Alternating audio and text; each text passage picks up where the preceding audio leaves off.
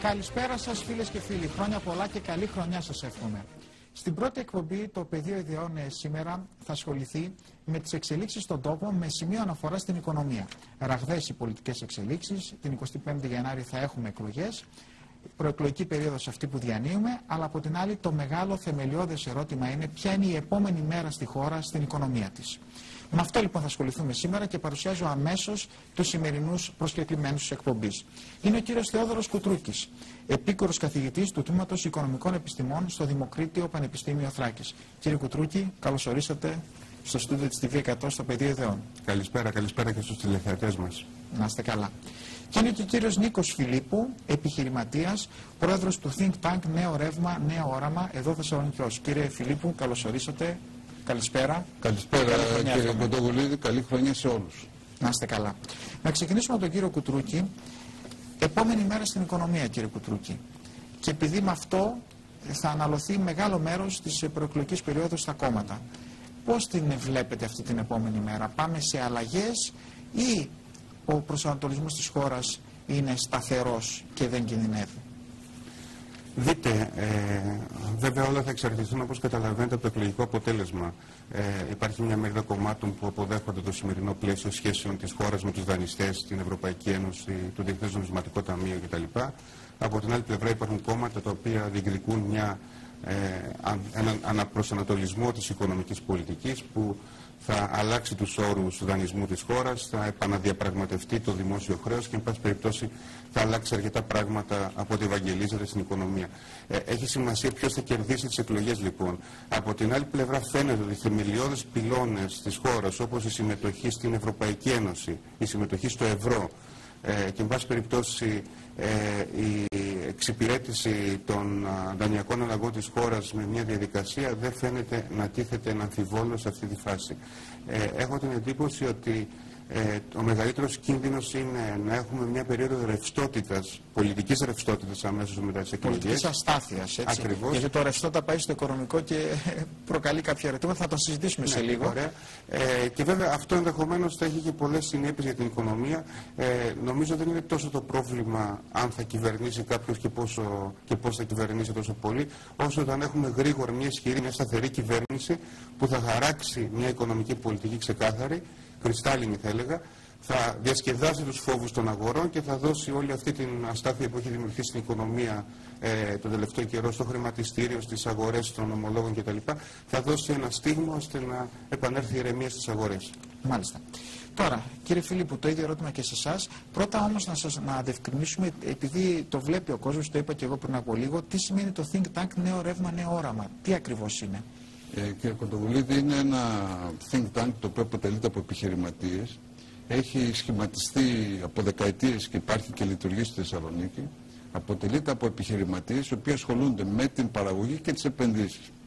Παρόλο που και άλλοι κλάδοι της οικονομίας, οι υπηρεσίες και ο τουρισμός είναι καλοπροαίρετα και ευπρόσδεκτες και βασική δομή της οικονομίας, εκρίναμε σκόπιμο, επειδή η χώρα αποεπενδύεται τα τελευταία 15-20 χρόνια περίπου, ότι πρέπει να επικεντρωθούμε με λογικές και προτάσεις οι οποίες έχουν κέντρο αναφορά στην παραγωγή και την οικονομία. Η παραγωγή σημαίνει καινούργιες θέσεις εργασίας, καινούριο ΕΠ, καινούριο πλούτο στη χώρα. Αυτό είναι το Think Tank Νέο Ρεύμα, Νέο Όραμα. Πολύ ωραία. Τώρα, υπάρχει και στο blogspot Νέο Ρεύμα, Νέο Όραμα, χτυπήστε, είναι όλα μέσα, οι προτάσεις γενικές, είναι αναλυτικές, κατά νομοσχέδια, είναι η περίληψη του καταστατικού, είναι όλες οι δραστηριότητες. Κάνετε καλή δουλειά από ό,τι φαίνεται.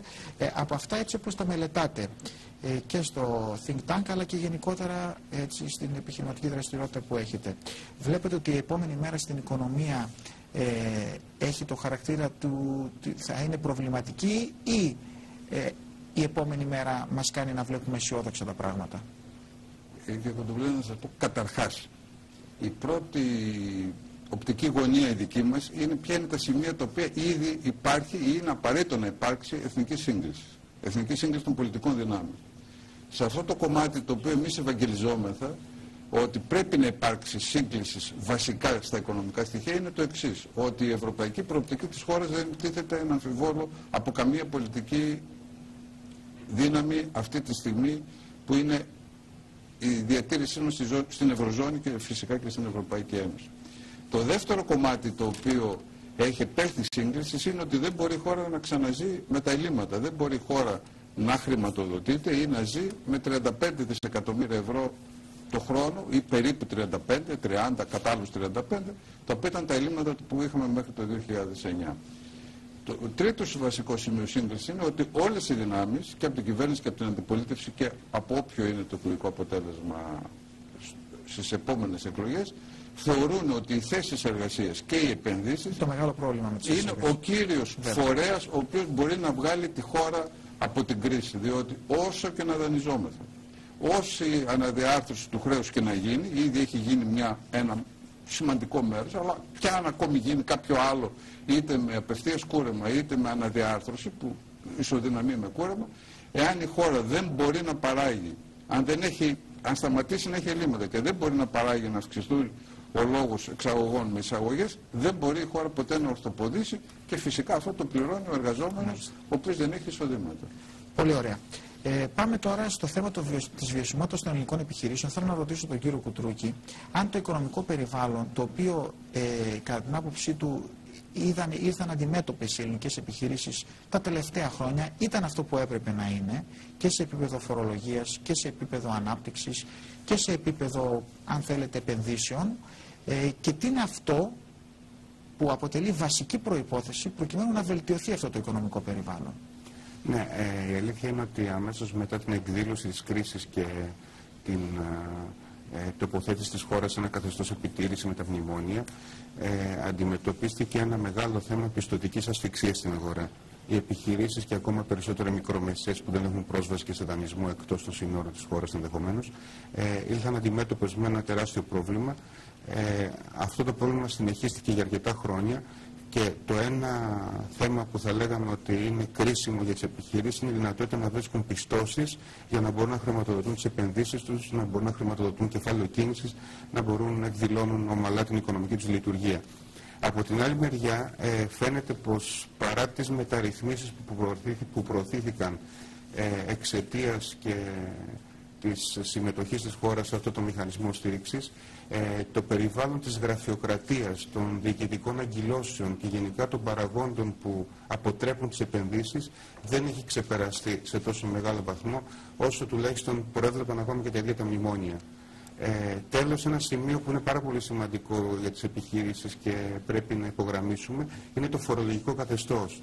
Η χώρα αυτά τα χρόνια, λόγω για τις ανάγκες αντιμετώπισης των ελλημάτων και της επίτευξης, της προσπάθειας για επίτευξη πρωτογενών πλεονασμάτων στον προϋπολογισμό, επέβαλε βαριά φορολογία, επέβαλε φορολογίες που δυσχέραναν ακόμα περισσότερο το επιχείρημα και με αυτή την έννοια οι επιχειρήσεις είχαν να αντιμετωπίσουν και αυτόν τον φορολογικό στραγγαλισμό κατά κάποιο τρόπο, ο οποίος δυσκόλεψε ακόμα περισσότερο την πορεία τους.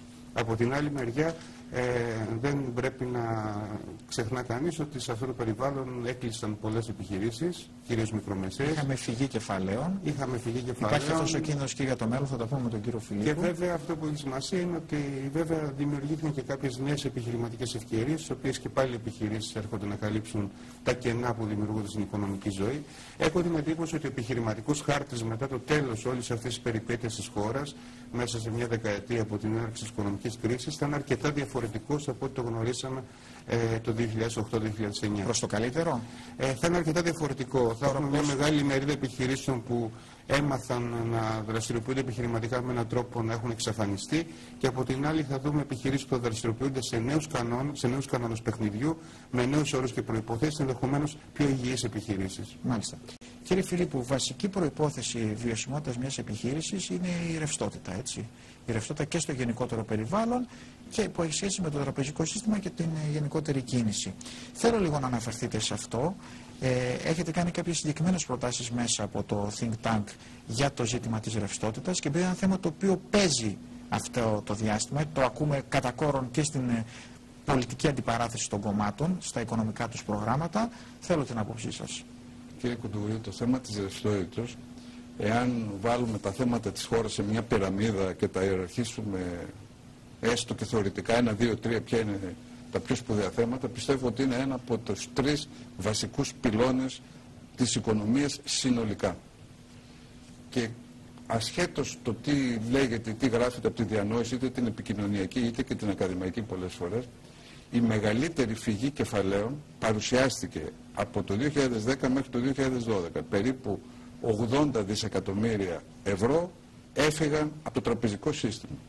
Και αυτό δημιούργησε μια αλληλουχία επιπτώσεων σε όλη την οικονομική. Τα λέμε έφυγαν είτε ανάληψη καταθέσεων είτε στο εξωτερικό. Αναλώθηκαν καταθέσεις για εσωτερική ανάλυση. Ένα μέρος πήγε στο εξωτερικό, ένα μέρος αυτοκαταναλώθηκε. Εν πάση περιπτώσει, οι τράπεζες είχαν 239 δισεκατομμύρια ευρώ καταθέσεις το 2009 και κατέληξαν τώρα να είναι στο 163 με διάφορες διακυμάνσεις μεταξύ του 155 και του 168-170. Αυτό είναι ένα από τα βασικά θέματα τα οποία δημιουργήθηκαν στη χώρα και αυτό το πρόβλημα δημιουργήθηκε κυρίως από την τρομοκρατία ή αν θέλετε από τον φόβο της σταθερότητας. Λέγεται καλός ή κακός ότι το χρήμα είναι από το πιο δειλό εμπορεύσιμο αγαθό, υλικό όπως θέλετε να το πείτε, με τον παραμικρό φόβο πηγαίνει να βρει πιο ήσυχο λιμάνι. Μα το συναντήσαμε και σε κόσμο ο οποίος έχει κάποια λεφτά στην άκρη, αλλά όλο αυτό το διάστημα έλεγε πού να τα επενδύσω όταν υπάρχει αυτή η ρευστότητα στην αγορά, η υπερφορολόγηση που είπε ο κ. Κουτρούκης. Προφανώς και εσείς έχετε μελετήσει το θέμα της υπερφορολόγησης. Μεγάλο θέμα, είναι ξεχωριστό θέμα, το συζητήσουμε στη συνέχεια. Το είδαμε, αυτό το βιώσαμε. Συνεχίστε, γιατί σας διακόψα. Αυτό είναι το θέμα της ρευστότητας, η οποία κατά την άποψή μου είναι η λιδία λίθος ή αν θέλετε ο ακρογωνιαίος λίθος, η αχίλλειος πτέρνα της χώρας μας. Διότι χωρίς ρευστότητα δεν μπορούν να χρηματοδοτηθούν ούτε επενδύσεις, ούτε θέσεις εργασίας, ούτε και ο υγιής επιχειρηματικός τομέας. Θα εξηγήσω τι είναι υγιής και τι δεν είναι. Με αποτέλεσμα να έχουμε πρόβλημα και με την ανεργία και με την παραγωγή του ΑΕΠ και φυσικά και μια πάρα πολύ μεγάλη ανασφάλεια στο τραπεζικό σύστημα. Μιλάνε για τα κόκκινα δάνεια. Όταν οι τράπεζες έχουν μειώσει τη χρηματοδότηση ή δεν έχουν καταθέσεις να τις ανανεώσουν, φυσικά και γίνονται κόκκινα τα δάνεια. Αυτά είναι όλα αποτελέσματα. Δεν είναι το αίτιο. Εμείς στο Think Tank η κεντρική μας λογική είναι να προσπαθούμε να παρεμβαίνουμε στη θεραπεία του αιτίου ώστε κάποια στιγμή να σταματήσει. Επί αυτού η κυβέρνηση είχε κάνει κάποιες προσπάθειες να προσπαθήσει να σταματήσει τη φυγή κεφαλαίου, σταμάτησε μετά το 2012. Μπορούμε να πούμε ότι σε μια περίοδο επανήλθαν και κάποια λίγα χρήματα, δεν επανήλθαν πολλά, δεν αποκαταστάθηκαν από τα 80 Στην αγορά έπεσαν αυτά τα χρήματα. Ένα μέρος στην αγορά έπεσε, ήρθαν λίγα χρήματα πίσω, από το δάνειο των 50 δις στο τέλος του 2012 που πληρώθηκαν ένα μέρος των υποχρεώσεων του δημοσίου και κάποια χρήματα στην αγορά πέσανε και είναι φανερά. Είναι φανερά από την κατανάλωση μέχρι που αυξήθηκαν ακόμη και οι εισαγωγές. Η κατανάλωση βρήκε μια ελαφρά βελτίωση. Ελαφρά, όχι επιθυμητή. Ναι. Τώρα τι χρειάζεται για αυτό που λέμε ρευστότητα στο οικονομικό σύστημα? Ποιες είναι οι προϋποθέσεις της ρευστότητας? Κατά την άποψή μας είναι δύο θέματα. Το ένα είναι το καθαρό τεχνικό θέμα. Δηλαδή τι είναι αυτό που τρομοκρατεί τις καταθέσεις και φεύγουν ή τι πρέπει να γίνει για να επανέλθουν. Δεν πρέπει κατά την άποψή μας να τρομοκρατούνται ή πρέπει να ληφθούν τα μέτρα τα οποία να αρθούν τα μέτρα που τρομοκράτησαν τις καταθέσεις και έφυγαν. Φυσικά αυτό προϋποθέτει και πολιτική συνένεση. Πιστεύω ότι συγκλίνουν τα δύο μεγάλα κόμματα και όλη η πολιτική χρειά συγκλίνει ότι χωρίς το θέμα της ρευστότητας υπάρχει πρόβλημα. Άρα βασική προϋπόθεση είναι το η πολιτική σταθερότητα. Υπάρχει το διάστημα το οποίο διανύουμε ένα κρίσιμο διάστημα, διότι υπάρχει πολιτική αβεβαιότητα από τη στιγμή που θα έχουμε εκλογές. Ναι, αλλά όλοι υπερασπίζονται τη ρευστότητα και αυτό είναι ένα, μέσα στο όλο τον οριμασμό που γίνεται, είναι ένα καλό σημάδι. Είναι ένα καλό σημάδι. Και η κυβέρνηση και η αντιπολίτευση. Και η κυβέρνηση επιθυμεί τη διατήρηση και τη βελτίωση της ρευστότητας και η αντιπολίτευση μάχεται όποια μέτρα τυχόν τρομοκρατούν την απομάκρυνση των καταθέσεων. Το μόνο βέβαιο είναι ότι αυτό που θα προκύψει αυτό είναι μετά στο πολιτικό κομμάτι. Στο πολιτικό κομμάτι εστιαζόμαστε όχι τόσο στο πολιτικό, στο τεχνικό. Τι πρέπει να γίνει για να πάψουν οι καταθέσεις να τρομοκρατούνται. Τι πρέπει να γίνει. Εδώ θέλει και εκεί υπάρχουν προτάσεις. Έχουμε προτάσεις. Θα τις πείτε τις προτάσεις. Είναι πολύ ενδιαφέροντα αυτά. Απλώς ότι βλέπουμε ότι τώρα και στην προεκλογική περίοδο ακούμε πάρα πολλά σε σχέση με το ευρώ, τη δραχμή και όλα αυτά.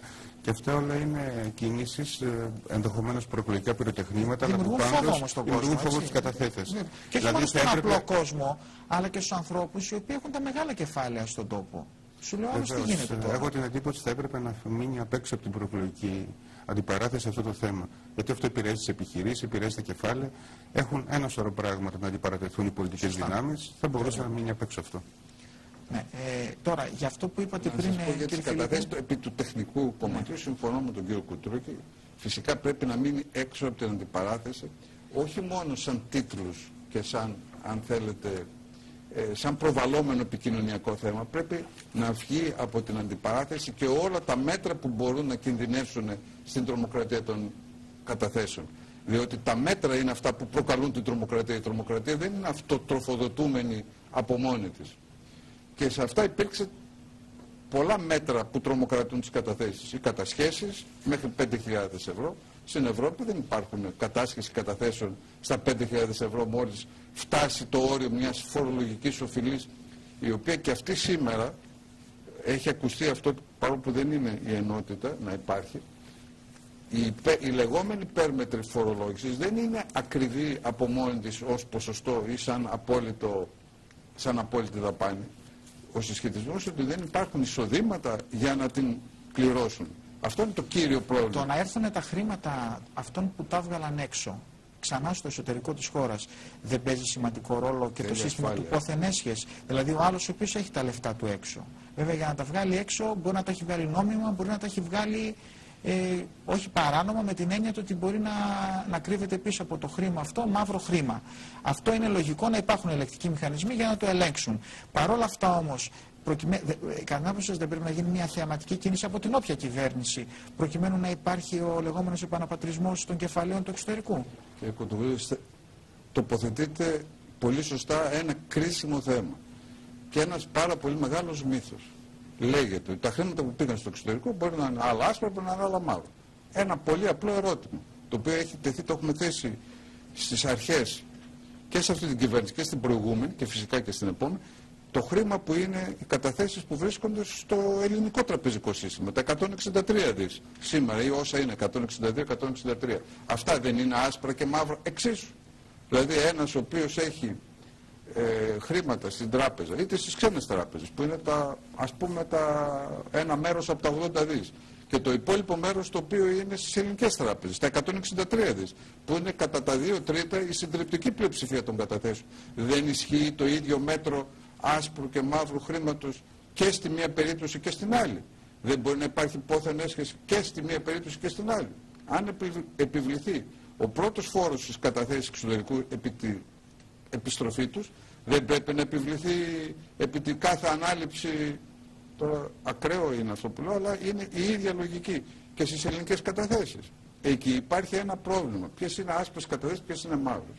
Ποιες είναι από παράνομες ενέργειες, από εγκληματικές ενέργειες, από λαθρεμπόριο, από... Που λογικό είναι αυτό να ελέγχεται για να υπάρχουν και τα αντίστοιχα έσοδα στο κράτος. Υπάρχει ένα πάρα πολύ μεγάλο κενό στη χώρα μας. Το έχουν θεραπεύσει όμως οι περισσότερες ευρωπαϊκές χώρες. Το έχει θεραπεύσει η Ιρλανδία. Έκανε επαναφορά καταθέσεων 80 δις. Έτσι σώθηκε η Ιρλανδία και βγήκε από το μνημόνιο. Με τι κανόνες? Με κάποιους κανόνες φορολογικούς, δεν ξέρω να σας πω ακριβώς τις λεπτομέρειες, αλλά ο τρόπος της διεξόδου της Ιρλανδίας ή της αναστήλωσης του τραπεζικού της συστήματος από την φυγή κεφαλαίων που είχαν 80 δις, 80 δις είχαν εκείνη, μια χώρα των 7,5 εκατομμυρίων, λίγο πιο μικρή από εμάς, κατάφερε έφερε πίσω. Η Ισπανία πήρε ένα μέρος πίσω, η Πορτογαλία πήρε ένα μέρος πίσω. Η Ιταλία πήρε αρκετά μεγάλο ποσό, παρόλο που είναι μεγάλη οικονομία, πήρε νομίζω 200 ή 250 δις, το οποίο για μας φαίνονται πολλά, αλλά για την Ιταλία είναι ένα ποσοστό των καταθέσεων που επέστρεψε πίσω. Υπάρχουν ευρωπαϊκά παραδείγματα επανάκαμψης των καταθέσεων. Μάλιστα. Και φυσικά σύμπνοια των πολιτικών δυνάμεων να μην τρομοκρατούν τις καταθέσεις είτε με φορολογικά μέτρα είτε με αυστηρότητα. Σήμερα απειλούνται να φέρουμε τις καταθέσεις από τη λίστα Λαγκάρτ, η οποία και αυτός είναι ένας μύθος. Η λίστα Λαγκάρτ αφορά τις καταθέσεις πρώτης κρίσης. Αυτή είναι η λίστα Λαγκάρτ. Είναι η λίστα του HSBC πρώτης κρίσης. Δεν είναι μετά την κρίση, αν υπάρχει θέμα. Και εκεί πάλι δεν χωρίζονται τα ίδια μέτρα και ίδια σταθμά στις εσωτερικές καταθέσεις και εξωτερικές. Η δική μας πρόταση είναι ότι πρέπει από τη μία να πάψει η τρομοκράτηση των καταθετών και από την άλλη να βρεθεί μια εύλογη φόρμουλα για την επανάκαμψη των καταθέσεων με την προϋπόθεση ότι δεν θα ξανατρομοκρατηθούν. Διότι φοβούνται όσοι σκέπτονται να τα φέρουν πίσω, ότι σε μια επόμενη αλλαγή θα ξανατρομοκρατηθούν και θα μπλοκαριστούν τα χρήματά τους στην Ελλάδα. Έχετε να πείτε κάτι σε αυτό, κύριε Κουτρούκη? Όχι, αυτό που θέλω να προσθέσω είναι ότι συνήθως οι χώρες δίνουν μια φόρμουλα επαναπατρισμού των καταθέσεων με ενδεχομένως μια μικρή εφάπατη φορολογία που απαλλάσσει και από κάθε πρόσθετη ποινική ή διοικητική ποινή της καταθέσης. Έτσι δηλαδή οι λευκές ή μαύρες καταθέσεις οτιδήποτε απαλλάσσονται και θεωρούνται πλέον νόμιμες με μια φορολογική επιβάρυνση. Αυτό είναι ένας τρόπος που έχουν εφαρμόσει αρκετές χώρες για να μπορέσουν να επαναπατρίσουν κεφάλαια. Μάλιστα. Τώρα πάμε στο φορολογικό περιβάλλον και θα ήθελα να σας ρωτήσω, το είπατε πριν ότι είχαμε μια υπερφορολόγηση όλα αυτά τα χρόνια, το βίωσαν και οι ελληνικές επιχειρήσεις αλλά και ο κόσμος, ο απλός κόσμος, και θέλω να μου πείτε κάτι, να μου πείτε σε αυτό το φορολογικό περιβάλλον υπάρχουν δυνατότητες να έχουμε μια ουσιαστική αλλαγή ή στην ουσία είμαστε σε μια μεταβατική φάση όπου είναι μονόδρομος να έχουμε αυτό το φορολογικό περιβάλλον? Όταν η χώρα προσπαθεί να δημιουργήσει πρωτογενές πλεόνασμα, δύο τρόποι υπάρχουν. Ή θα αυξήσει τα φορολογικά έσοδα και γενικά τα δημόσια έσοδα, ή θα μειώσει τις δημόσιες δαπάνες. Όσο η χώρα δεν μπορεί να μειώσει τις δημόσιες δαπάνες που έχουν κάποιες ανελαστικότητες, όσο δεν μπορεί να περιορίσει τις πατάλειες στον ευρύτερο δημόσιο τομέα, όσο δεν μπορεί να αποτρέψει τις διαφυγές δημοσίων πόρων σε δραστηριότητες μη συμβατές με τη σύγχρονη κοινωνική πραγματικότητα, τότε αναγκαστικά θα πρέπει να έχει ένα φορολογικό σύστημα που θα είναι δυσβάστακτο.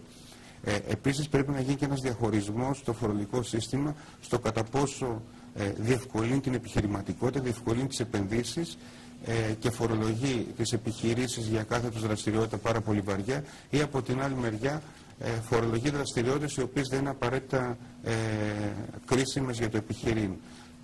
Για παράδειγμα, ο φορολογικός συντελεστής των κερδών, όπως ίσως θα γνωρίζετε, είναι ένα από τα πεδία ανταγωνισμού παγκόσμια για την προσέλκυση επενδύσεων. Όταν υπάρχουν γειτονικές χώρες που φορολογούν τα επιχειρηματικά κέρδη πολύ λιγότερο από τη χώρα μας, δεν είναι τόσο εύκολο να πιστεύεις ότι με αυτή τη διαδικασία, τουλάχιστον με κριτήριο δηλαδή το φορολογικό συντελεστή, θα υπάρχει σοβαρή προσέλκυση επενδύσεων. Είναι ανταγωνιστικές πλέον οι χώρες, η παγκοσμιοποίηση έχει ρίξει τα σύνορα στις επενδύσεις, επομένως εφόσον υπάρχουν περισσότερες επιλογές πρέπει πάντοτε η χώρα μας να διαθέτει κάποιο ανταγωνιστικό πλεονέκτημα. Ειδικά όμως σε αυτή την εποχή που η χώρα μας βρίσκεται στη μέγενη των μνημονίων ή εν πάση περιπτώσει της εξυπηρέτησης του δημοσίου χρέους, είναι πάρα πολύ δύσκολο να μειωθούν σημαντικά οι φορολογικοί συντελεστές. Αυτό που θα πρέπει να γίνει ενδεχομένως είναι μια ανακατανομή των πηγών της φορολόγησης μεταξύ των κερδών ή άλλων πηγών και κοιτασμάτων φορολόγησης, ώστε να είναι πιο ευνοϊκό το περιβάλλον για τις επενδύσεις. Μάλιστα. Εσείς τι λέτε, κύριε Φιλίππου, το φορολογικό μας σύστημα είναι αυτό που πρέπει να είναι και ποιες αλλαγές χρειάζεται προκειμένου αυτό που είπε πριν ο κύριος Κουτρούκης να δούμε να βελτιώνει την καθημερινότητά μας? Είναι ένα πάρα πολύ μεγάλο θέμα και αν μου επιτρέψετε θα επισημάνω και πάλι έναν κεντρικό μύθο, ο οποίος είναι και αυτός επικοινωνιακός κυρίως. Εάν το πρόβλημα της φορολογίας είναι το θέμα των συντελεστών. Βλέπουμε ακόμη αυτό που λέγεται συνήθως, ότι οι χώρες οι οποίες έχουν μειωμένο φορολογικό συντελεστή δεν έχουν βρει καλύτερη προκοπή, ούτε έχουν προσελκύσει επενδύσεις, ειδικά ορισμένες και γειτονικές μας χώρες. Αντιστοίχως βλέπουμε ευρωπαϊκές χώρες. Βαλκάνια, έτσι. Έχουμε ευρωπαϊκές χώρες με μεγαλύτερους φορολογικούς συντελεστές από εμάς, οι οποίοι προσελκύουν τις επενδύσεις. Άρα, σωστός είναι ο φορολογικός συντελεστής ως ένα σημείο προσέλκυσης επενδύσεων, αλλά δεν είναι το πρώτο θέμα. Το καθοριστικό, μάλιστα. Δεν είναι το καθοριστικό. Ποιο είναι το καθοριστικό? Θα σας πω κατά την άποψή μας ποιο είναι το καθοριστικό, πάλι αν πρέπει κανείς να τα ονοματίσει 1, 2, 3. Το πρώτο θέμα είναι η στρέβλωση στη λειτουργία του φορολογικού μας συστήματος. Και η στρέβλωση γράφεται κάθε μέρα στις εφημερίδες, αλλά δεν αναλύεται επαρκώς πώς έγινε και πώς θεραπεύεται. Είναι τα 72 λεγόμενα δις ληξιπρόθεσμες οφειλές. Το 2012 ήταν 41,5 π. 42 δις. Το 2014... Είναι αυτό που λέμε, δεν έχουν λεφτά επιχειρήσεις, δεν έχει λεφτά ο κόσμος, δεν πληρώνει. Δεν είναι αυτό το πρόβλημα. Ότι μέρος από αυτά, και αυτά που θα σας πω, τα συμφωνεί και η Task Force, με ειδική της έκθεση που κατετέθη στην ελληνική κυβέρνηση τον Αύγουστο, έχουν εξεγγελθεί πολλές φορές, είναι ότι ένα μέρος από τα λεγόμενα 72 δις λεξιπρόθεσμα είναι εικονικά. Είναι εικονικά από τις προσαυξήσεις δεκαετιών ή 15 ετιών, οι οποίοι έχουν τόκους και επιβαρύνσεις από 300 έως 500%. Αυτό ήταν μέχρι πρόσφατα νομοθετικά 300% και μετά επιβαρυνόταν και με τον κώδικα, με τον ΚΕΔΕ, τα οποία φτάναν και στα 500% στις καρτέλες. Άρα, πράγμα το οποίο δεν υπάρχει, δηλαδή, δεν υπάρχει ούτε στις χώρες της Κεντρικής Αφρικής, ούτε στις χώρες της από βαθιάς Ανατολής, τις πιο, αν θέλετε, αυταρχικές χώρες, αυτό το σύστημα. Φυσικά και δεν υπάρχει σε ευρωπαϊκές χώρες. Εκεί το ανώτατο πλαφόν προσαυξήσεων είναι 10-20%. Αν δεν πληρώσει τα τέλη κυκλοφορίας στη Γερμανία, η επιβάρηση είναι 20%. Δεν είναι 100%. Ενώ σε εμάς είναι 100%. Αν δεν πληρώσεις κάτι, λέω, στη Γαλλία, έχει επιβάρηση τον πρώτο χρόνο 10%. Το δεύτερο έχεις άλλο 10, έχεις 20% και τον τρίτο χρόνο σου βγάζουν διαταγή πληρωμής. Τον τρίτο χρόνο σου κάνουν κατάσχεση. Δεν στο κάνουν τον πρώτο μήνα που δεν έχεις να πληρώσεις κάτι. Η άποψη η δική μας είναι ότι πρέπει, και νομίζω το έχουν εξαγγείλει και η κυβέρνηση και η αντιπολίτευση. Η κυβέρνηση προσπάθησε να το ρυθμίσει με το νομοσχέδιο των 100 δόσεων. Η αντιπολίτευση το έχει εξαγγείλει και στην έκθεση και προχθές, με την λογική ότι πρέπει οι προσαυξήσεις, οι εικονικές προσαυξήσεις, που δεν αντιπροσωπεύουν πραγματική οφειλή και πραγματικό κεφάλαιο, να μειωθούν με ανώτατο πλαφόν, κατά την άποψή μας, 10-20%. Έχουν ακουστεί φωνές και για 30%. Για να υπάρχει μια βάση. Για να υπάρχει μια πραγματική βάση, χωρίς να χαρίζεις κάτι από τον πραγματικό φόρο. Μόνο, αυτά για τα ληξιπρόθεσμα. Τα υπόλοιπα. Μόνο αυτό, παρόλο που λέγεται ότι είναι πολλά, φανταστείτε είναι περίπου το 30, να μην σας πω το 40% του ΑΕΠ της χώρας. Είναι ένα βαρύδιο στη χώρα, το οποίο είναι εικονικό, δεν είναι πραγματικό. Τα πραγματικά εισπράξιμα από αυτό το ποσό θεωρούνται ότι είναι 10-15 δις, 20 δις, το οποίο είναι τα πραγματικά, στα οποία εάν μπουν σε μια εύλογη σειρά θα μπορούν να εισπραχθούν και να ανασάνει η χώρα. Ο λόγος που δεν πληρώνουν οι καταναλωτές είναι δύο. Οι μεν μικροί οφειλέτες, αν θέλετε ο καθημερινός κόσμος, που δεν έχουν μεγάλες φορολογικές υποχρεώσεις παρά μόνο κάποιον έμφυα ή κάποιο άλλο φόρο εισοδήματος, αυτοί ταλαιπωρούνται και από άλλα συστήματα. Οι επιχειρήσεις, οι οποίες είναι η ατμομηχανή, η παραγωγική ατμομηχανή της χώρας, αυτοί επιβαρύνονται με 300%, 500%, με εξολογιστικούς προσδιορισμούς, οι οποίοι έχουν καταργηθεί παντού στον κόσμο. Ούτε στο μνημόνιο που έστειλε το Δούνο του στη Ρουάντα το περιλαμβάνει, ούτε και εκεί το έχουν καταργήσει. Εδώ ακόμη έχει καταργηθεί για το μέλλον, με τον νόμο των 41-74, δεν έχει καταργηθεί για τις υπάρχουσες υποθέσεις. Και γι' αυτό φιγουράρει κάθε μέρα 72 δις. Δημιουργείται η ψευδαίσθηση ότι το κράτος έχει λαμβάνει, ενώ είναι πασίγνωστο ότι δεν έχει λαμβάνει. Και πιστεύουμε ότι είναι η πρώτη φορολογική, αν θέλετε, τροποποίηση, την οποία και η κυβέρνηση και η αντιπολίτευση την το έχουν στην ατζέντα, το έχουν εξαγγείλει και οι δύο. Ο καθένας με λίγο με διαφορετικό τρόπο, ο ένας με τις 100 δόσεις, ο άλλος με το μάξιμο των προσαυξήσεων, οι οποίες πιστεύουμε ότι πρέπει να γίνουν άμεσα προκειμένου να εισπραχθεί χρήμα και να ομαλοποιηθεί η ροή των φορολογικών εσόδων για να μην επιβαρύνονται, με συγχωρείτε να ολοκληρώσω την πρώτη, προκειμένου όταν ομαλοποιηθεί η ροή των φορολογικών εσόδων δεν θα αναγκάζεται μετά η πολιτεία να επιβαρύνει εκ νέου. Όχι, να επιβαρύνει τον ασθενέστερο, δεν θα αναγκάζει τον έμφυα να επιβάλλεται και στις 8-9.000 ή στις 12.000 ευρώ αν το σπίτι σου είναι 85 τετραγωνικά και αν κάποιος έχει 150 τετραγωνικά σπίτι αλλά είναι άνεργος 5 χρόνια και δεν μπορεί να πληρώσει, να μην του δίδεται πλήρης απαλλαγή. Θα πρέπει να μην επιβαρύνεται στη χαμηλή βάση. Και μιλάμε για ατζέντα των κομμάτων, όχι τώρα σε αυτή την προεκλογική περίοδο, αλλά γενικά όσο θυμάμαι εγώ τώρα να καλύπτω εκλογές, όλα τα κόμματα μιλούν για πάταξη της φοροδιαφυγής. Δεν ξέρω αν αυτό είναι εφικτό, αν είναι πραγματικό, έτσι, αν είχαμε πάταξη της φοροδιαφυγής τα τελευταία 2,5 χρόνια, παραδείγματος χάρη, θα μας το πείτε εσείς, και κατά πόσο είναι υλοποιήσιμο, δηλαδή για να μην ξανακούσουμε μία από τα ίδια, έτσι, και από τους μεν και από τους δε. Δείτε τώρα, αυτό είναι η απάντηση στο ερώτημα αν υπάρχουν λεφτά. Όλα τα κόμματα προσπαθούν να βρουν μια πηγή χρηματοδότησης για το οικονομικό τους πρόγραμμα, ευαγγελίζονται την πάταξη της φοροδιαφυγής. Πολύ ωραίος άσκηση επιχάρτου, Αλλά δυστυχώς η καθημερινή πρακτική δεν επιβεβαιώνει αυτό. Σας θυμίζω για παράδειγμα τα μέτρα όπως η φορολογική περαίωση που έχουν εφαρμοστεί κατά κόρον, που βάζουν το ίδιο τσουβάλι τον συνεπή φορολογούμενο με το μη συνεπή και του λένε ότι πληρώνεις ένα κεφαλικό φόρο κάποια ευρώ και απαλλάσσεσαι από τον έλεγχο για κάποια χρονικά διαστήματα. Σας θυμίζω τα μέτρα για την εφαρμογή της έκδοσης αποδείξεων που δεν συμβαίνει φυσικά παντού και πάντοτε. Σας θυμίζω ότι υπάρχουν πάρα πολλές δραστηριότητες οι οποίες ακόμα δεν ελέγχονται φορολογικά. Είναι πολύ ωραία να μιλάμε για την πάταξη φοροδιαφυγής και αυτό θα ίσχυε σε μια ιδανική κοινωνία, αλλά μην ξεχνούμε ότι και οι ίδιες οι κυβερνητικές αρχές πολλές φορές πέφτουν να υιοθετήσουν μέτρα τα οποία απαλλάσσουν φορολογούμενους από τους ελέγχους, τα οποία δίνουν φορολογικές ασυλίες και, εν πάση περιπτώσει, πολλές φορές και τα πολιτικά κόμματα κλείνουν το μάτι και στον ασυνεπή φορολογούμενο ότι εντάξει, συνέχισε εσύ να κάνεις ό,τι ήδη κάνεις και κάποια στιγμή στο μέλλον θα βρεθεί ένας τρόπος ενδεχομένως να σε απαλλάξουμε από επιβαρύνσεις που θα έχεις από αυτό το λόγο. Ένα οργανωμένο φορολογικό σύστημα όπου όλα θα ήταν ψηφιοποιημένα και θα μπορούσε να γίνεται ένας καλύτερος έλεγχος, θα μπορούσε να συμβάλλει. Πρέπει να πούμε ότι έχουν γίνει βήματα. Έχουν γίνει βήματα. Να μην αδικήσουμε δηλαδή και την προσπάθεια που έγινε. Παρ' όλα αυτά, όλο αυτό το διάστημα της οικονομικής κρίσης, πολλοί άνθρωποι που βρέθηκαν χωρίς δουλειά, που βρέθηκαν στο να κλείσει η επιχείρησή τους, έχουν μπει σε μεγάλο πειρασμό να δημιουργήσουν μια επιχειρηματική δραστηριότητα άτυπη, παράνομη, μαύρη, αν προτιμάτε, κάτω στη σκιά του φορολογικού ελέγχου.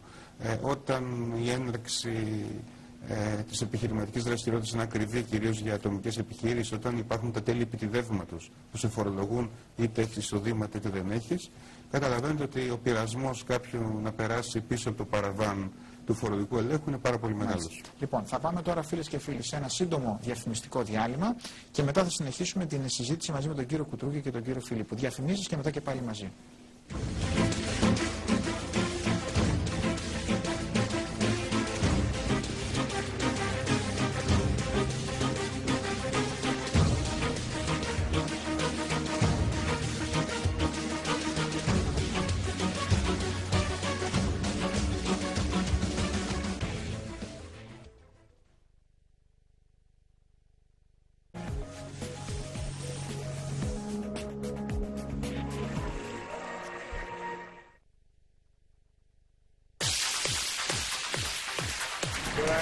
Για ανταλλακτικά για την επισκευή του τρέιλερ σας, μη σκάσει, έχεις εμάς.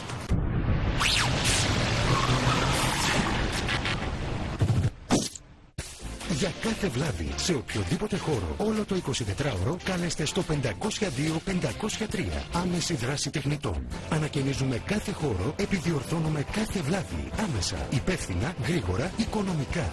Ανακαινήσεις σε ασυναγώνιστες τιμές. Άμεση δράση τεχνητών. Τηλέφωνο 2310 502 503.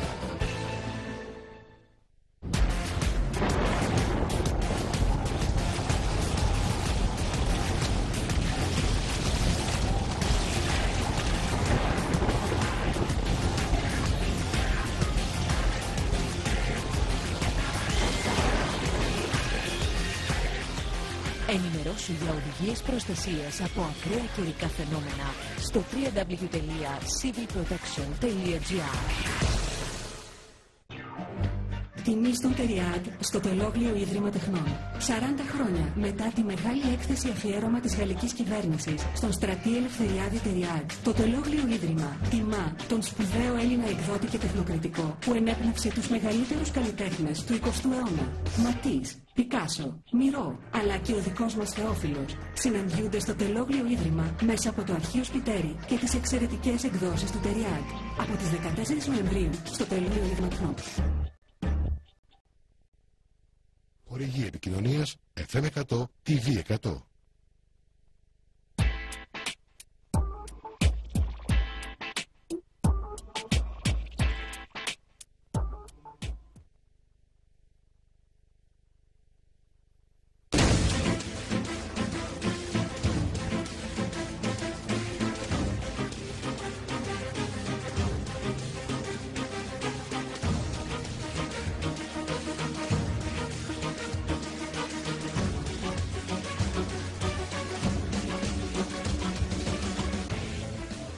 Πεδίο ιδεών δεύτερο μέρος, φίλες και φίλοι. Συζητάμε εδώ στο στούντιο της TV100 εν μέσω προεκλογικής περίοδου για την επόμενη μέρα στην οικονομία.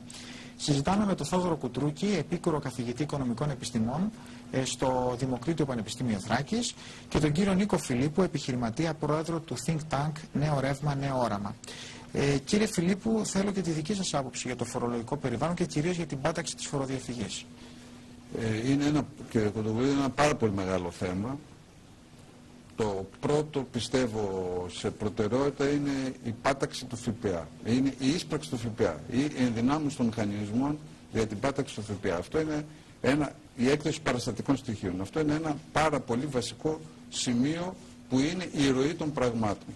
Γι' αυτό και βλέπετε στην Ευρώπη, που είναι ψηφιοποιημένα τα περισσότερα στοιχεία, δεν υπάρχει αυστηρός έλεγχος στα δελτία αποστολής και στα τιμολόγια, γιατί θεωρούνται ότι διασταυρώνονται η πηγή τους και η κατανάλωσή τους στο τέλος, οπότε όλες οι ενδιάμεσες καταστάσεις βρίσκονται εύκολα. Αυτό πιστεύω ότι και στη χώρα μας έχει βελτιωθεί πάρα πολύ. Για πρώτη φορά έχουμε να κάνουμε τους φορολογικούς μηχανισμούς, που πολύ σωστά είπατε, να είναι αρκετά ηλεκτρονικοποιημένα, με τα ελαττώματά τους και τις διορθώσεις που πάντα υπάρχουν στο ροντάρισμα κάθε καινούργιας προσπάθειας. Εκεί που υπάρχει κομμάτι της φοροδιαφυγής πολύ μεγάλο και αγιάτρευτο με τα ελληνικά δεδομένα και στην καθομιλουμένη, είναι, και πάλι επανέρχομαι στα ληξιπρόθεσμα των 72, τα οποία προέρχονται από την extreme ακριβή φορολόγηση. Πρόστιμα και προσαυξήσεις 300-500%, εξολογιστικοί προσδιορισμοί οι οποίοι πολλαπλασιάζουν τη φορολογητέα ύλη 20 φορές, 50 φορές επάνω, και γι' αυτό και λέγεται ότι από τα 72 δις, η Task Force το είπε, είχαμε κάνει και εμείς παράσταση και εισήγηση σε αυτό το θέμα να διερευνηθεί από τους λογαριασμούς του Υπουργείου Οικονομικών, θεωρούν ότι τα 50 δις είναι εικονικές προσαυξήσεις. Ο φορολογούμενος, η εταιρεία, η οποία μπαίνει στον πειρασμό να μην εκδίδει στοιχεία ή να φοροδιαφεύγει, το κάνει διότι φοβάται ότι οι ποινές οι οποίες υπάρχουν, μπορεί να έχει οικονομική αδυναμία λόγω στραγγαλισμού της ρευστότητας, μπερδεύεται το σύστημα ποια είναι η φοροκλοπή και η φοροαποφυγή, η φοροκαθυστέρηση. Γιατί υπάρχουν δύο κατηγορίες στην πάταξη φοροδιαφυγής. Η μία είναι οι ειλικρινώς δηλούμενες υποχρεώσεις, οι οποίες λόγω αδυναμίας και στραγγαλισμού ρευστότητας που είπαμε πριν αδυνατούν να πληρωθούν, και εκεί έχουν τις πιο αυστηρές ποινές, 100% πρόστιμα, 300-500 που είπαμε, και υπάρχει η φοροκλοπή, η οποία αυτό, κατά την άποψή μου, είναι βαρύ ποινικό αδίκημα. Η φοροκλοπή, δηλαδή η μη δήλωση, η μη έκδοση κανενός παραστατικού. Στην νομοθεσία δεν υπάρχει διαφορά. Τιμωρείται αυστηρότερα και κυνηγέται αυστηρότητα ο δηλώσεως ότι έχει να πληρώσει, παραδείγματος χάρη, ένα καθυστερούμενο ΦΠΑ, ένα καθυστερούμενο φόρο μισθωτών υπηρεσιών, τιμωρείται εξοντωτικά με αυτόν ο οποίος δεν δηλώνει τίποτα και δεν κυνηγέται καθόλου και δεν έχει και καμία επίπτωση. Είναι αυτό που είπε πριν και ο κύριος Κουτρούκης, δηλαδή ένας μικροεπιτεδηματίας, ο οποίος... μεγάλο επιτεδηματίας, μεγάλη επιχείρηση, το ίδιο πρόβλημα είναι. Ναι. Κυνηγέται πιο πολύ ο δηλώνων ειλικρινός, αλλά έχει προσωρινή αδυναμία, αλλά δεν καταφεύγει στην φοροκλοπή, απλώς το δηλώνει και λέει: εγώ χρωστάω ΦΠΑ 10.000 ευρώ, 50.000 ευρώ. Και δεν έχω να πληρώσω γιατί η τράπεζα μου κλείσει την πίστοση. Αυτός εξοντώνεται, του κλείνουν την εταιρεία. Ενώ ο φοροκλέπτων, ο μη εκδίδων κανένα παραστατικό, είναι χαρούμενος διότι είναι ακριβή η φόρη. Είναι όλο το φορολογικό σύστημα των ποινών ακριβό.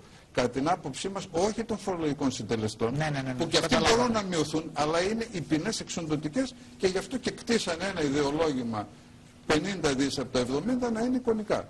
Η εισήγηση της Task Force, και βγήκε ολοσέλιδα σε εφημερίδες τον Αύγουστο το καλοκαίρι, και αν θέλετε μπορώ να σας τα στείλω, είναι και στο blogspot να σας στείλω να το δείτε, εισηγούνται την διαγραφή των 50 δις εικονικών προσαυξήσεων παρομοίου καθεστώτος. Η εισήγησή μας είναι να ισχύσει ό,τι ισχύει κατά μέσο όρο στην Ευρωπαϊκή Ένωση. Δεν είναι να υπάρξει καμία χαριστική ρύθμιση, φυσικά. Ό,τι ισχύει στη Γερμανία και στη Γαλλία κατά μέσο όρο, ας πάρουμε τις δύο χώρες, το ίδιο καθεστώς να ισχύσει και στην Ελλάδα. Πιστεύουμε ότι η πάταξη της φοροδιαφυγής θα επέλθει με αυτά τα δύο βασικά μέτρα. Η κατάργηση των εξοντωτικών προσαυξήσεων και το κυνήγι της φοροκλοπής, όχι της φοροκαθυστέρησης. Πάμε τώρα σε ένα άλλο θέμα που κατά την άποψή μου επίσης μπορεί να αποτελέσει ένα από τα θέματα της προεκλογικής συζήτησης, αλλά δεν βλέπω αν θα συζητήσουν γι' αυτό. Συζητάνε για άλλα τα πολιτικά κόμματα και μαλώνουν. Είναι το ζήτημα της παραγωγής και της ανάπτυξης. Σε κάθε περίπτωση μια χώρα η οποία δεν παράγει, κύριε Κουτρούκη, προφανώς θα το πείτε και εσείς στη συνέχεια, δεν έχει μέλλον οικονομικό. Και σε κάθε περίπτωση μια χώρα που δεν παράγει δεν μπορεί να είναι μια αναπτυξιακή χώρα. Θέλω λίγο να ακούσω την άποψή σας για αυτά τα δύο θέματα, παραγωγή και ανάπτυξη. Ναι, δείτε, όπως είπαμε και νωρίτερα, όλο αυτό το διάστημα της οικονομικής κρίσης χτύπησε τη ραχοκοκαλιά της οικονομίας, τις επιχειρήσεις, τους δημιούργησε πάρα πολλά προβλήματα. Δημιουργείται σταδιακά ένα νέο επιχειρηματικό περιβάλλον, στο οποίο οι κανόνες του παιχνιδιού θα είναι αρκετά διαφορετικοί. Αυτό που λείπει από τη χώρα μας είναι ουσιαστικά οι εξωστρεφείς επενδύσεις, οι επενδύσεις που θα οδηγούν δηλαδή στην παραγωγή προϊόντων που είναι εξαγώγημα. Καταλαβαίνετε ότι λόγω της λιτότητας, λόγω του περιορισμού του εισοδήματος, λόγω της κρίσης, είναι πάρα πολύ δύσκολο, όπως πριν από την κρίση, η ελληνική αγορά, ο Έλληνας καταναλωτής να απορροφήσει με τη ζήτησή του τα προϊόντα των ελληνικών επιχειρήσεων. Φαίνεται πως οι επιχειρήσεις που θα σταθούν στο μέλλον και θα έχουν, θα έχουν καλύτερες προοπτικές ανάπτυξης είναι αυτές που θα μπορούν να εξάγουν προϊόντα, θα είναι αρκετά εξωστρεφείς ή που, εν πάση περιπτώσει, ένα μεγάλο μέρος, το μεγαλύτερο ίσως του κύκλου εργασιών τους, θα κατευθύνονται στο εξωτερικό. Θα ανταγωνίζονται στην παγκόσμια αγορά με τους κανόνες εκείνης της παγκοσμιοποιημένης αγοράς και με αυτόν τον τρόπο θα μπορούν να έχουν καλύτερες προοπτικές επιβίωσης. Αντίθετα, το μοντέλο που επικράτησε πριν από την κρίση, όπου πουλούσαμε μόνο στον άλλον και κυρίως υπηρεσίες, μη παραγωγικά προϊόντα, ένα μεγάλο μέρος της κατανάλωσης ήταν από το κράτος, το οποίο αγόραζε από τις ιδιώτες υπηρεσίες διαφόρων τύπων, με διαγωνισμούς, άλλοτε διαβλητούς, άλλοτε όχι. Και, εν πάση περιπτώσει, το κράτος ήταν βασικός καταναλωτής για την οικονομία. Σε συνθήκες αναγκαιότητας περιορισμού του δημοσίου χρέους, το κράτος δεν μπορεί πλέον να είναι ένας πολύ σημαντικός καταναλωτής. Επομένως και η αγορά, η εσωτερική από μόνη της δεν μπορεί να αντέξει, ουσιαστικά να απορροφήσει την παραγωγή των ελληνικών επιχειρήσεων. Στροφή προς εξαγώγημα προϊόντα λοιπόν, σε ένα ευνοϊκό κλίμα για επενδύσεις, νομίζω ότι είναι μια καλή συνταγή για να μπορέσουν οι ελληνικές επιχειρήσεις να έχουν καλύτερο μέλλον. Κύριε Φιλίππου, η μαγική λέξη είναι η λέξη επενδύσεις. Γιατί λοιπόν δεν υπάρχει? Να τη διαχωρίσουμε από την ανάπτυξη. Να τη διαχωρίσουμε. Γιατί η παλιά ανάπτυξη θεωρείται και η κατανάλωση εισαγωγμένων προϊόντων με δανεικά. Έτσι είναι. Το ζήσαμε αυτό το μοντέλο. Και έτσι το λένε ανάπτυξη.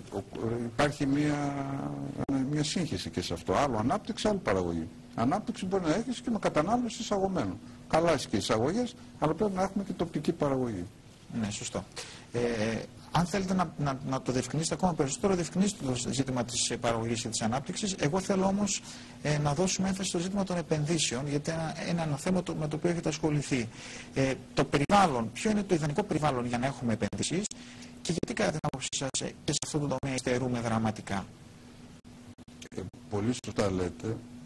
Το κεντρικό κομβικό σημείο της χώρας μας από τη δεκαετία του 1990, το 1998 με 2000, ασχέτως αν η κρίση εμφανίστηκε το 2010, το 9 προς 10, ήταν ότι υποχρηματοδοτήθηκε η ελληνική παραγωγή. Και η παραγωγή έχει δύο βασικές δομές. Η μία είναι τα τυχόν εξαγώγημα προϊόντα, η αύξηση των εξαγωγών, όπου είχαμε τότε στην αρχή πρώτης κρίσης από 15% του ΑΕΠ σε εξαγωγές κατεβήκαμε στο 7% και τώρα ξαναπανακάμψαμε στο 15% και 20%, αλλά έχει μειωθεί και το ΑΕΠ, γι' αυτό έχουν αυξηθεί και το όριο, ενώ η πραγματική αύξηση των εξαγωγών είναι πάρα πολύ μικρή. Και το δεύτερο είναι η παραγωγή, η οποία υποκαθιστά τις εισαγωγές. Σε ένα συνολικό ΑΕΠ έχουμε και εξαγωγές και εισαγωγές. Εξίσου οι επενδύσεις και η παραγωγή θα πρέπει και να είναι εξαγώγημα προϊόντα, αλλά και να υποκαθιστούν μέρος της εσωτερικής κατανάλωσης.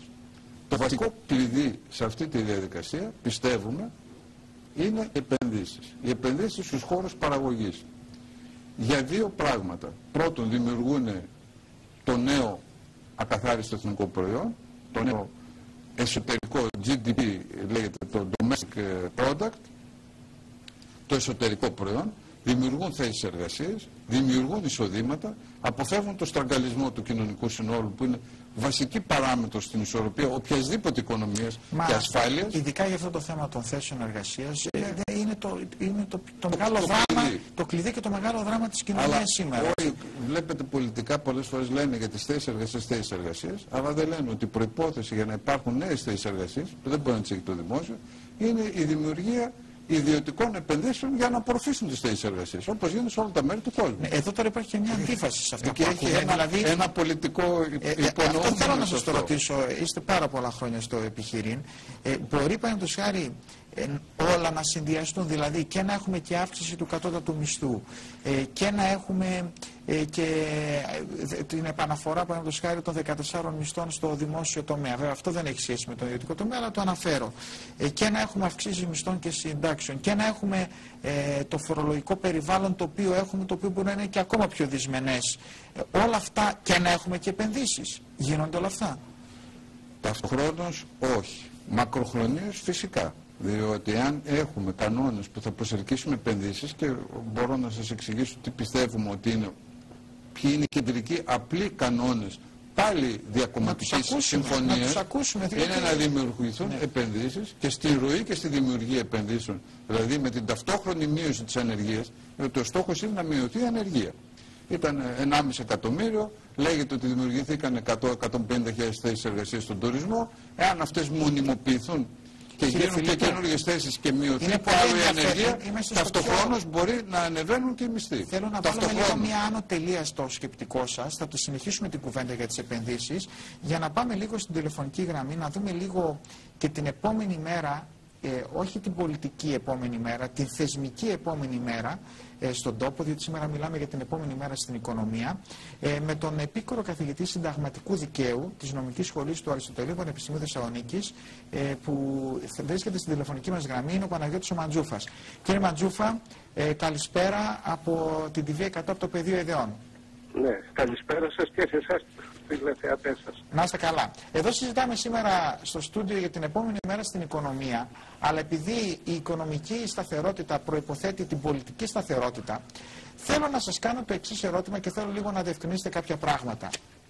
Μετά τις εκλογές της 25ης Ιανουαρίου, θα βρεθούμε μπροστά σε ένα διπλό μέτωπο κατά κάποιο τρόπο, ένα διπλό δεδομένο. Το ένα είναι αν θα έχουμε κυβέρνηση, αν δηλαδή το πρώτο κόμμα θα μπορεί να έχει δυνατότητα σχηματισμού κυβέρνησης ή αν δεν έχει δυνατότητα σχηματισμού κυβέρνησης. Βρεθούμε δηλαδή στο λεγόμενο θέμα των διερευνητικών εντολών, το οποίο το ζήσαμε και το 2012. Και παράλληλα είναι σε εκκρεμότητα και το ζήτημα της προεδρικής εκλογής από την επόμενη Βουλή. Μην ξεχνάμε ότι πάμε σε εκλογές την 25η Γενάρη, διότι η προηγούμενη Βουλή δεν μπόρεσε να εκλέξει πρόεδρο της Δημοκρατίας. Είναι λοιπόν ένα ζήτημα το οποίο θα το δούμε για πρώτη φορά και θέλω να μας το εξηγήσετε λίγο. Ναι, κοιτάξτε να δείτε, η διαδικασία είναι ως εξής. Μετά τις εκλογές της 25ης Ιανουαρίου, την επόμενη μέρα, όπου το Υπουργείο των Εσωτερικών θα έχει τα ποσοστά που έλαβαν τα κόμματα, θα δώσει τη διερευνητική εντολή στο πρόσωπο σε κοινοβουλευτική δύναμη κόμμα που θα προκύψει από τις κάλπες. Και που αν δεν έχει αυτοδυναμία κόμμα αυτό ή αν δεν συγκεντρώσει τη δεδηλωμένη βούληση άλλων πολιτικών κομμάτων που το στηρίζουν, τότε η διερευνητική αυτή εντολή θα επιστραφεί, ακόμα και αυθημερών μπορεί να γίνει την ίδια μέρα, δηλαδή την 3η 27 Ιανουαρίου, ας πούμε ότι θα περάσουν ή 26 θα γίνει, μπορεί να την επιστρέψει την ίδια μέρα. Αν δει ότι δεν μπορεί να σχηματίσει η κυβέρνηση, πάμε στο δεύτερο. Αν δει ότι δεν μπορεί να σχηματίσει η κυβέρνηση, στη συνέχεια θα δοθεί μια νέα διερευνητική εντολή στο δεύτερο, στον αρχηγό του δεύτερου κοινοβουλευτική δύναμη κόμματος, και αν δεν τελεσφορήσει και αυτή, ο πρόεδρος της Δημοκρατίας δίνει διερευνητική εντολή στον αρχηγό του τρίτου κόμματος. Οι μέρες που πρέπει να μεσολαβήσουν, μάλλον το χρονικό περιθώριο που έχει κάθε κόμμα για να διερευνήσει τη δυνατότητα σχηματισμού κυβέρνησης, είναι 3 μέρες κατανότατο όριο. Ωστόσο αυτές οι προθεσμίες μπορούν να σμικρινθούν εάν ήδη έχουν γίνει επαφές και διαπιστωθεί ότι δεν μπορούν. Αν εξαρτηθούν αυτές οι προθεσμίες, θα πάμε η τρίτη διερευνητική εντολή θα δοθεί γύρω την 1η Φεβρουαρίου στο τρίτο κόμμα. Μάλιστα. Εάν λέμε, υποθετικά μιλάμε, είναι άκαρπες αυτές οι διερευνητικές εντολές, τότε τι γίνεται? Αν είναι άκαρπες οι διερευνητικές εντολές, η Βουλή δεν θα διαλυθεί αμέσως, γιατί όπως γνωρίζουμε όλοι, η Βουλή έχει διαλυθεί λόγω της αδυναμίας εκλογής Προέδρου της Δημοκρατίας. Παρ' όλα αυτά, έχει ένα έργο να επιτελέσει η Βουλή με βάση το Σύνταγμα, που είναι η εκλογή Προέδρου της Δημοκρατίας. Πρωτού πάμε στον Πρόεδρο, τότε αν αποβούν άκαρπες αυτές οι εντολές, τότε προφανώς ο Πρόεδρος της Δημοκρατίας δίνει εντολή σχηματισμού υπηρεσιακής κυβέρνησης, έτσι. Ναι, βεβαίως. Ναι, για τη διενέργεια εκλογών, σε περίπτωση αποτυχίας, θα ανατεθεί στον Πρόεδρο του Συμβουλίου της Επικρατείας ή του Αρείου Πάγου ή του Ελεκτικού Συνεδρίου η εντολή σχηματισμού υπηρεσιακής κυβέρνησης, που να είναι όσο το δυνατόν ευρύτερης αποδοχής, προκειμένου να διενεργήσει τις εκλογές. Μάλιστα. Άρα τελειώνει αυτή η ιστορία, πάντοτε υποθετικά μιλάμε με τις άκαρπες διερευνητικές εντολές, και πάμε στην υποχρέωση της Βουλής που θα προκύψει από τις εκλογές της 25ης Ιανουαρίου να εκλέξει Πρόεδρο της Δημοκρατίας. Ξεκινούν λοιπόν οι προθεσμίες μετά για να εκλεγεί Πρόεδρος της Δημοκρατίας. Αυτό το οποίο το ζήσαμε και πριν τη διάρκεια της Βουλής. Εκεί τι γίνεται? Πρέπει σε εκείνη την περίπτωση να συγκροτηθεί η Βουλή σε σώμα. Η Βουλή συγκροτείται σε σώμα μετά την καταμέτρηση από την πρωτοδικία των στραβών προτίμησης που έλαβαν υποψήφοι, και αυτό συνήθως διαρκεί από 10 έως 11 μέρες. Επομένως, φυσιολογικά, αν όλα πάνε καλά, την δεύτερη Τετάρτη 5 περίπου Φεβρουαρίου, μετά την Τετάρτη την Πέμπτη, θα έχει συγκροτηθεί η Βουλή σε σώμα, και σύμφωνα με τον κανονισμό της Βουλής θα πρέπει την επόμενη μέρα να εκλεγεί ο Πρόεδρος στην πρώτη συνεδρίαση ακριβώς της Νέας Βουλής, δηλαδή στις 6 του Φεβρουαρίου, θα πρέπει να συγκροτηθεί σε σώμα και να εκλέξει Πρόεδρο. Ναι, και σε μια δεύτερη συνεδρίαση που μπορεί να είναι το απόγευμα της ίδιας μέρας, με μυστική ψηφοφορία πάλι να εκλεγούν σε ξεχωριστές ψηφοφορίες αντιπρόεδροι, κοσμήτωρες και γραμματείς της Βουλής. Μάλιστα. Τελειώνει η συγκρότηση του Προεδρείου και μετά πάμε εκλογή Πρόεδρου Δημοκρατίας. Η αμέσως επόμενη συνεδρίαση είναι η δεύτερη φάση εκλογής του Προέδρου της Δημοκρατίας, η οποία θα ξεκινήσει, καλώς εχόντων των πραγμάτων, στις 7 Φεβρουαρίου. 7 Φεβρουαρίου, πρώτη ψηφοφορία απαιτεί 180 ψήφους, αν δεν κάνω λάθος. Αν δεν εκλεγεί με 180, πάμε εντός 5 ημερών 151. Ακριβώς. Και αν δεν συμβεί και αυτό, οπότε η απότερη ημερομηνία είναι η 19 Φεβρουαρίου, αν δεν συμβεί και αυτό, θα επαναληφθεί τρίτη ψηφοφορία μεταξύ των δύο προσώπων που πλειοψήφισαν. Και θεωρείται ότι έχει εκλεγεί Πρόεδρος εκείνος που θα συγκεντρώσει. Και όταν εκλεγεί Πρόεδρος και είναι άκαρπες οι διερευνητικές εντολές, διαλύεται η Βουλή και πάμε εντός 4 εβδομάδων σε νέες εκλογές. Έχουμε νέο προεδρικό διάταγμα διάλυσης της Βουλής και προκήρυξης εκλογών. Νέες εκλογές, εάν βέβαια, όπως είπατε πολύ σωστά, αποβούν άκαρπες στις διερευνητικές εντολές. Σας ευχαριστώ πάρα πολύ. Καλησπέρα από Θεσσαλονίκη, να είστε καλά. Λοιπόν, αυτά φίλες και φίλοι από τον επίκορο καθηγητή συνταγματικού δικαίου, τον Παναγιώτο Ματζούφα.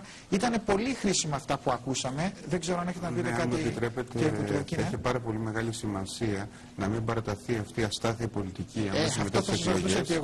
Και βέβαια, ίσως θα ήταν χρήσιμο τα κόμματα πριν από τις εκλογές να ανακοινώσουν ποιον θα θέλουν για τον επόμενο Πρόεδρο της Δημοκρατίας, ή τουλάχιστον να συμφωνήσουν σε ένα πρόσωπο. Γιατί καταλαβαίνετε, δεν αρχίζουμε να πηγαίνουμε κάθε 5 μέρες πάλι σε ψηφοφορίες για Πρόεδρο. Εξαντλούμε όλο αυτό το διάστημα.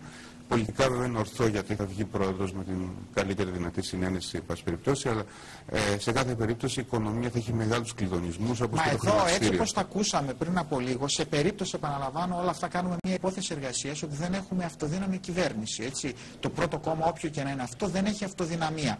Όπως δείχνουν και όλες οι δημοσκοπήσεις μέχρι στιγμής τουλάχιστον. Έτσι. Λοιπόν, εάν έχουμε κάτι τέτοιο, και δεν μπορέσουν τα κόμματα να ακολουθήσουν λογική σύνθεση που αναφέρθηκε και ο κ. Φιλίππου πριν, την ανάγκη εθνικής συνεννόησης, και έχουμε την ίδια στήρα αντιπαράθεση όπως δυστυχώς βλέπουμε μέχρι τώρα, λοιπόν θα πάμε όπως δείχνουν στο φαινόμενο των διερευνητικών εντολών, στη συνέχεια εκλογή Πρόεδρου της Δημοκρατίας, που θα γίνει η εκλογή Πρόεδρου της Δημοκρατίας, και νέες εκλογές οι οποίες τοποθετούνται έτσι αρχές Μαρτίου, μπορεί και μέσα Μαρτίου. Και το μεγάλο ερώτημα που τίθεται είναι, αντέχει η οικονομία κάτι τέτοιο? Αυτό είναι το ζήτημα. 3 μήνες δηλαδή στην ουσία πολιτικής αστάθειας και εκκρεμωτήτων, χωρίς να... Πάντως, εντάξει, μπορεί να χρησιμοποιήθηκε η εκλογή Πρόεδρου ως αφορμή για να γίνουν νέες εκλογές, αλλά παρόλα αυτά νομίζω τώρα πια που οι εκλογές έχουν προκηρυχθεί, τα κόμματα θα μπορούσαν να συμφωνήσουν σε ένα πρόσωπο, ώστε να εκλεγεί αμέσως μετά τη συγκρότηση της Νέας Βουλής, για να μην υπάρξει τουλάχιστον αυτή η εκκρεμότητα. Δεν μπορούμε να ξέρουμε ο λαός αν θα δώσει αυτοδυναμία ή όχι σε κάποιο κόμμα, αλλά τουλάχιστον η προεδρική εκλογή να είναι εξασφαλισμένη το συντομότερο δυνατόν. Και μέσα σε ένα τέτοιο τοπίο. Πάντως στο θέμα του προσώπου του Προέδρου δεν υπήρξαν σοβαρές αντεγκλήσεις. Για τον κύριο Δήμα, λέτε πριν. Και για τον κύριο Δήμα δεν υπήρξαν σοβαρές αντεγκλήσεις. Είναι θέμα της πολιτικής περισσότερο. Το θέμα ήταν της πολιτικής, αν θα πρέπει να γίνουν εκλογές ή όχι. Τώρα ας ελπίσουμε ότι στο καθοδόν θα με αυτή την παρέμβαση λίγο χάσαμε τον εργό μας και με ειδοποιούν ότι δεν έχουμε και πολύ χρόνο. Γι' αυτό θα δώσω το λόγο στον κύριο Φιλίππου. Είχαμε μείνει στις επενδύσεις, το μεγάλο πρόβλημα. Και θα ήθελα έτσι να ολοκληρώσετε λίγο το σκεπτικό σας και να κλείσουμε, διότι από ό,τι με ειδοποιούν έχουμε 3-4 λεπτά το πολύ στη διάθεσή μας. Βασικό κομμάτι στις επενδύσεις, στις οποίες ευτυχώς όλοι οι πολιτικοί σχηματισμοί και όλη η κοινωνία έχει αντιληφθεί και εκεί υπάρχει μια σύγκληση ως προς τον στόχο ότι θέλουμε επενδύσεις και θέσεις εργασίας. Εκεί που υπάρχει ένα κενό και πιστεύω το εμπόδιο είναι γραφειοκρατικό, είναι το πώς θα επιτευχθεί αυτό, ο τρόπος επίτευξης που χρειάζεται. Εκτός από την πολιτική σταθερότητα, η οποία είναι αυτονόητη για όλα τα θέματα της οικονομίας, την οποία θέλουμε, οι επενδύσεις έχει ψηφιστεί ένας νόμος, ο οποίος έχει κάνει πάρα πολλά βήματα, ο νόμος του Fast Track, ο οποίος ξεκίνησε από την κυβέρνηση του 2009 μέχρι το 2011 και ολοκληρώθηκε, συμπληρώθηκε το 2013. Εκεί όμως υπάρχουν ορισμένα σημεία δύστοκα. Το ένα, κατά την άποψή μας, η εισήγηση όλες οι χώρες που πέτυχαν την προσέλκυση επενδύσεων είναι να καθορίσουν έναν Υπουργό Επενδύσεων, κατά την πρότασή μας παρά το Πρωθυπουργό, να είναι ευξημένων αρμοδιοτήτων, ο οποίος να συγκεντρώνει όλες τις αρμοδιότητες που αφορούν τις επενδύσεις. Υπουργός Επενδύσεων, λοιπόν. Υπουργός Επενδύσεων. Και όχι για λόγους έτσι τους γνωστούς πολιτικούς. Εντυπωσιασμό, με τις ουσίες. Με τις ουσίες, με συγκέντρωση όλων των αρμοδιοτήτων. Εάν προσέξετε και από την κυβέρνηση του κ. Παπανδρέου, είχε ονομαστεί ένας Υπουργός Επενδύσεων, ύστερα από 6 μήνες έφυγε το όνομα κάτω από τον Υπουργό Επενδύσεων. Το ίδιο έγινε και σε αυτή την κυβέρνηση. Στην αρχή υπήρξε Υπουργός Ανάπτυξης και Επενδύσεων, σιγά σιγά ξεχάστηκε το Επενδύσεων και έμεινε μόνο Ανάπτυξης. Η πρότασή μας είναι να επανέλθει Υπουργός Επενδύσεων, διότι ήταν θέμα αρμοδιοτήτων. Με συγκέντρωση όλων των αρμοδιοτήτων. Είτε είναι του Υπουργείου Ανάπτυξης, είτε είναι του Υπουργείου του ΙΠΕΚΑ, είτε είναι του Υπουργείου Οικονομικών. Και αν χρειάζεται να γίνει μια διυπουργική επιτροπή των στρατηγικών επενδύσεων που υπάρχει σήμερα, που αποτελείται από 6 υπουργούς, εμείς η πρότασή μας ήταν να γίνουν 3 υπουργοί. Να κλείσει η ψαλίδα των πολυαρμοδιοτήτων και να μπουν και καταληκτικές ημερομηνίες. Γιατί αυτό είναι το διαδικαστικό, το πολιτικό σκέλος. Το δεύτερο μεγάλο σκέλος είναι να μπουν καταληκτικές ημερομηνίες. Είτε στο θέμα της διαδικασίας απεμπλοκών, το Facilitation Unit, το οποίο λέγεται, έχει προτεθεί στον υπάρχοντα νόμο, είτε στις διαδικασίες προσφυγών στο Συμβούλιο της Επικρατείας. Να γίνει ένα έκτο τμήμα στο Συμβούλιο Επικρατείας, το οποίο να έχει αρμοδιότητα των επενδύσεων, να στελεχωθεί με επαρκή αριθμό δικαστών και προσωπικού, να έχουν άνεση, να μην βρίσκονται υποπίεση και να μπει μια προθεσμία εύλογη 3 μηνών, 4 μηνών. Να φανταστείτε, στο μεσοπρόθεσμο πρόγραμμα του Μνημονίου είχε ψηφιστεί το καλοκαίρι του 2011 μια προθεσμία ανατρεπτική 20 ημερών, η οποία ήταν ανέφικτη να υπάρχει. Αλλά μια προθεσμία των 4 μηνών, των 5 μηνών ήταν εφικτή, έτσι ώστε ο επενδυτής να ξέρει ότι μπορεί η επένδυσή του να έχει έγκριση αδειοδοτική γρήγορη και να υλοποιηθεί χωρίς διαδικασίες. Δυστυχώς δεν έχουμε άλλο χρόνο. Υπάρχουν κάποια θέματα τα οποία δεν μπορέσαμε να τα συζητήσουμε. Δεν προλάβαμε δηλαδή, όχι δεν μπορέσαμε. Μια φράση. Πρέπει να κλείσουμε. Μία φράση μόνο. Ναι, επειδή ο νέος Υπουργός Εθνικής Οικονομίας και ο νέος Πρωθυπουργός θα κληθούν να διαπραγματευτούν τις νέες συνθήκες με τους πιστωτές και τους όρους συνεργασίας, να αντιμετωπίσουν τις αποφάσεις του Συμβουλίου Επικρατείας που αλλάζουν τους μισθούς πανεπιστημιακών δικαστικών σωμάτων ασφαλείας, εγώ θα του πω τη φράση που είχε πει ο Καραμανλής όταν ερχόταν από το Παρίσι το 1974, προσευχηθείτε για μένα αγόρια. Εντυπωσιακά κλείσατε. Λοιπόν, ευχαριστώ. Εγώ να ευχαριστήσω να μην κάνω μια πρώτη. Η κεντρική σημεία πρέπει να έχουμε συνένεση, σύμπνοια και ομόνοια. Όποτε μπορέσαμε και γεφυρώσαμε τις διαφορές μας, η χώρα πρόκοψε. Όπου βρήκαμε τις διαφορές μας, πήγαμε σε δύσκολους ατραπούς. Η οικονομική σταθερότητα προϋποθέτει την πολιτική σταθερότητα. Σας ευχαριστώ πάρα πολύ για τη σημερινή παρουσία. Φίλες και φίλοι, εμείς ευχαριστούμε πολύ. Καλή χρονιά. Κάπου εδώ κλείνω. Ευχαριστώ και εσάς που παρακολουθήσατε την εκπομπή και το παιδί εδώ. Σας εύχομαι να περάσετε ένα καλό βράδυ.